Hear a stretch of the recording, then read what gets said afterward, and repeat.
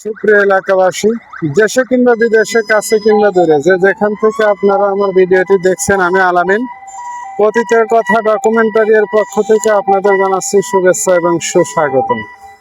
এখন উপস্থিত আছি আমি শ্যামলীর পাড়া। এটি হচ্ছে সিরাজগঞ্জ জেলা শহর হতে প্রায় ২৬ কিলোমিটার দূরে উল্লাপাড়া উপজেলার অন্তর্গত উল্লাপাড়া পৌরসভার মধ্যে এই শ্যামলীর পাড়াটি অবস্থিত। এই শ্যামলীর পাড়াটি মূলত শ্যামলী নামে নামকরণ করে রেখেছেন।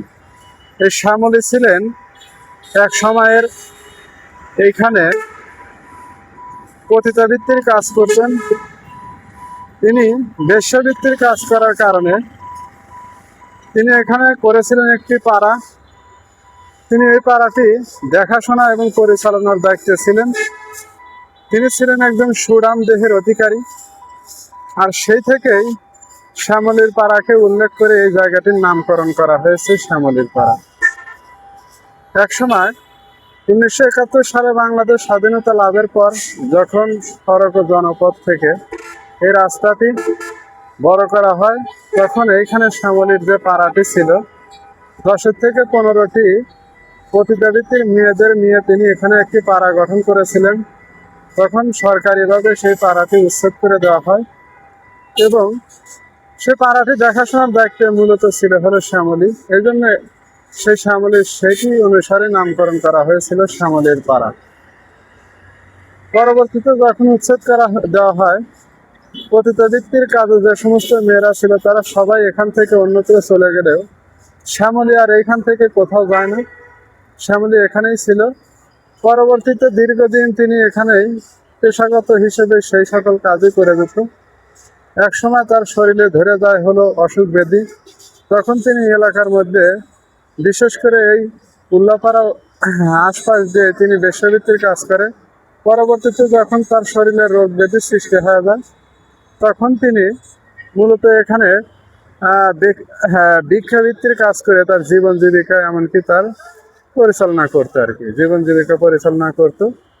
এক সময় ধীরে ধীরে তার শরীরে রোগ বেঁধে যায় বিভিন্ন মরণ রোগ বেঁধে। তখন এক সময় ধীরে ধীরে তার হারিয়ে যায় জৌলস বা সৌন্দর্য। পরে ধীরে ধীরে তার শরীরের সেই অসুখ ব্যাধি বান্ধার কারণে এক সময় তার ধীরে ধীরে জীবনের রীতি ঘটে যায়। এক সময় কোনো এক হিমাগারে বা কোনো এক ডাস্টবিনে কোনো এক কোটরে সে পরে মরে পচে যায় এবং জীবনের সব সৌন্দর্যতা নষ্ট হয়ে যায়। পরবর্তীতে তিনি হয়তো তার মরে যায়, তার সব কিছু শেষ হয়ে যায়, কিন্তু রয়ে যায় তার অম্লান স্মৃতি সেই শ্যামলীর পাড়াটি।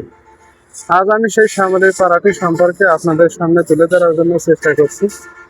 মূলত এই জায়গাটি সেই শ্যামলীর পাড়া। এই জায়গাটি সেই শ্যামলীর পাড়া ছিল। তিনি বেশ্যাবৃত্তির কাজ করে পরিচালনা করতেন।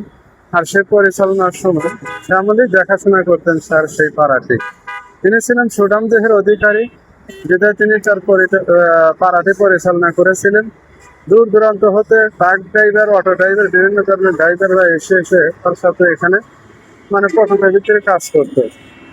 এজন্য যখন 1971 সালে রাস্তাটি প্রশস্ত করেন, ঠিক সে সময় তার এই জায়গাটি নামকরণ করে সেই শ্যামলীর সেই পতিতালয় বা সেই পাড়া নামে নামকরণ করে শ্যামলীর পাড়া।